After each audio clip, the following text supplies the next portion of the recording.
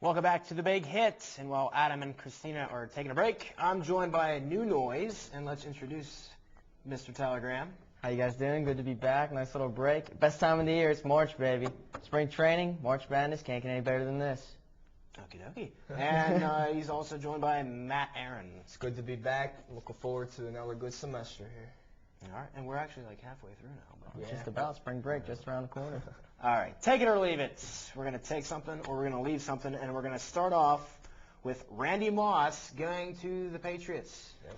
You going to take it or leave it? I'm leaving it. I see him going to the Green Bay Packers still. I mean, he's quoted saying that he wants to play with Brett Favre. Packers have more intriguing draft picks that Oakland might want to see and take. And I think Randy Moss would love to play Minnesota Vikings twice a year. So I still see him with the Packers next year. Yeah, the Patriots have 2 first-round draft picks, but I don't believe they have any second-round draft picks. I'll tell you, I'm going to take this.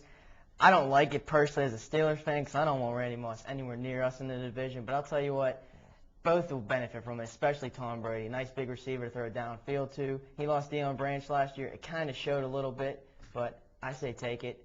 It'll benefit both of them.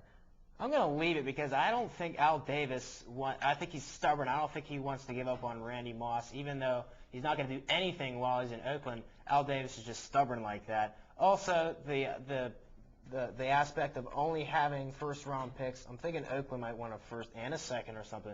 Randy Moss is that valuable for any team, but he would be a great fit in New England. They really don't have a first starter primary receiver. Thank you. They got Wes Walker from Miami, but I don't think he's a starting receiver. Yeah, but they did give up a second-round pick for him in the 7th, 2 picks. Yeah, but still, I don't see him. They need a guy like Randy Moss that'll put them back into Super Bowl contenders for sure. Okay, on to baseball. Now, yesterday, Mark Prior and Kerry Wood were on 2 different levels. Mark Prior, horrible. Kerry Wood, legitimate. Actually, pretty good. Do you guys see Mark Prior as a future reliever and Kerry Wood as a future starter? Not at all. First of all, I think Mark Prior is done. He was hitting 84 for his fastball on the gun yesterday. 3 straight years of his nonstop injuries. Kerry Wood, on the other hand, I don't see him as a starter. If he can maintain this and actually stay healthy, I could see him as a closer. Ryan Dempster is a better setup man than closer. He has like a 4 career ERA. So if Kerry Wood can stay healthy, he can be the closer. Mark Prior is better off cut, basically. Mark Prior's going downhill each and every year. Yep. That's true, but you know what? It's early, so I don't want to get too hyped up on Kerry Wood just yet. He had a 1-2-3 inning. That's great to have, but you know what? We had a couple pitchers along the lines not having a good first day of spring training. Again, the season doesn't start for another month, and I'll tell you what, Lou Piniella is not going to tolerate another bad season from both pitchers, so both of them have to get their acts together real soon if they want to stay in the starting rotation. Otherwise, they're either going to be in the bullpen or they're going to be gone. I could see Mark Prior in the bullpen if he actually stays healthy. I think all the injuries are starting to wear and tear on him. Kerry Wood is going to remain a reliever for a very long time. I can't see him as a starter again.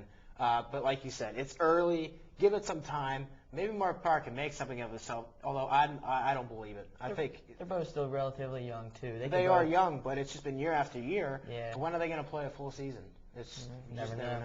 Staying with the Cubbies, another pitcher, Carlos Zambrano, and listen to this, boldly stating that they will win the World Series this year. Take it or leave that. Leave it for the Cubs. They haven't won in 100 years. They have back at the end rotation problems. Obviously, you got Prior and Wood who are injury prone. You have reliever problems. Ryan Dempster's closer. As I said, his ERA is horrible. They are a very right-handed lineup. They have no bench. And even though they are in the NL, which is weaker than the AL, but just too many ifs. Too many ifs. I'm leaving this. I didn't even hear this. I don't even want to hear this because Zambrano, not at all. Let me tell you what, if they do make it, here's where they're going to get stopped. The Dodgers. How are you going to stop a rotation when you got Jason Schmidt, you have Brad Penny, you have Ted Lilly? They have a solid, strong rotation. And I don't see the Cubs, again, they don't have a strong rotation. And who says you pick up Soriano, you're just going to automatically win a championship? I'm leaving it. Don't even want to talk about it. Yeah, I'm leaving it because, as you said, when is the last time that they've won a World Series? Nice try, Zambrano. And, yes, you'll be a hero if they actually do win it, but I don't see it. It's the curse of the Billy Goat, right? Yeah. Yep. Curse of Steve Bartman. That's what it is. Yes, Steve Bartman. All right, let's move on to basketball now. And once again, Ron Artest is in the news, arrested on suspicion of domestic violence. Now, the team has let him go indefinitely, not playing for them. The league has yet to suspend him. Should this guy play again this year?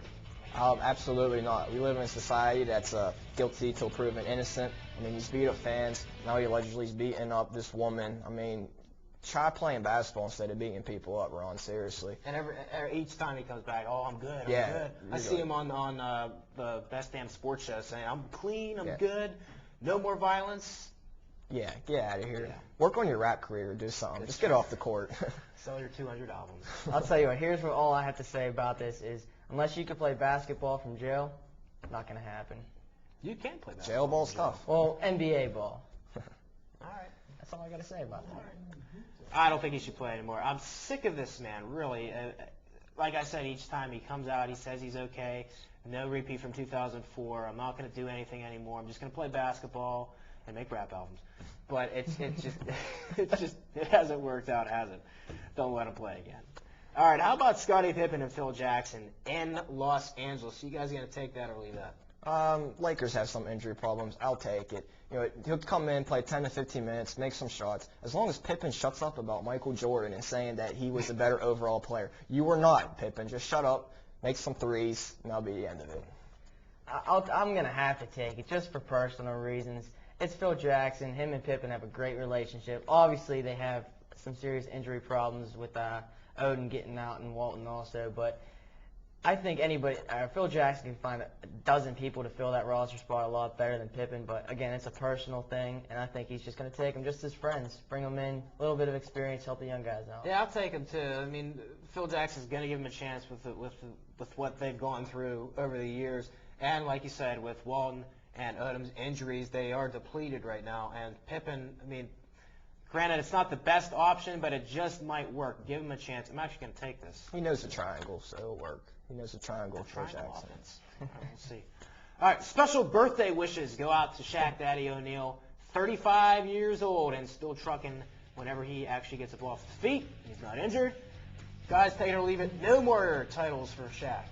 I'm going to say no. No, just no more. He's 35. I see one or two more good, not even good, just solid years from him. And I see some teams in the West, Dallas Suns, that have a solid young nucleus of players that have a couple years. They're going to win some championships. Yeah, but remember what Dallas did to Miami last year. I think they're a better team this year. Okay, well, they are. I'll tell you what, I don't want to take it or leave it, so I'm just going to give it. Shaq's inked up until 2010. That's a lot of time, so you never know what's going to happen. So I'm just going to give it. You're going to give it? One of you guys can have it. That's some kind of variation coming from you. That's what I I'm like talking that. about. All right. I'm going to leave it, and as a lover of the Miami Heat, I just have to, because the team is old, and sooner or later they're just going to have to flip over and go young again.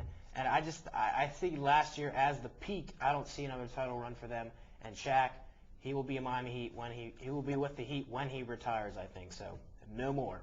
We are going to take a break, but these fellas are staying with me for Coin Toss, and then Adam and Christina are back to sound off in the last word. We'll be right back.